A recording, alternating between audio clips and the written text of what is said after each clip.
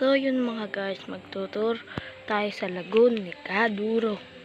Okay, yan ang muna ang racetrack para sakaling may mga nag-i-enduro po. Ipopost ko na lang po sa YouTube channel natin. Mag-subscribe po kayo sa lagoon ni Kaduro. Yan po. Ganyan po itsura niya. Yan. Ito po yung amin. Lagoon ni Kaduro. Welcome. Tsaka racetrack. Yan po. Dito ang parking. Tapos sari-sari store. Ay, sorry, nakabaliktad yung natin. Ito. This way. Ito po yung kubo. Ito yung bahay namin. Ay, papasabi ko muna kasi mga tanim namin. Pako. Ayan. Tanungin nyo lang po kung nabebenta pa ganito kalaki mga pakong ganyan. Ayan.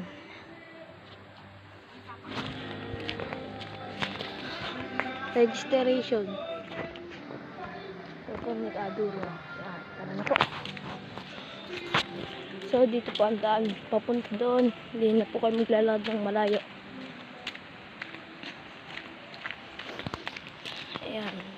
Dito po, bawal magkalat. Kasi po, minsan, inaano po ng mga aso. Pinakalat. Kung gusto nyo rin magpakuha ng mga nyog, meron din po kami dito. Ito po, tapos na po yung gumamela. Yan po. Gumamela pero di po nalalagay ng pwesto. So, ito naman po, yung talangka. Kaso nga lang, yung gumagawa po nito, wala po. Dito na tayo. Let's go. At ulit, bawal magkalat. 2 beses na po yan. Pero, may plastic naman po kaming nilalagay.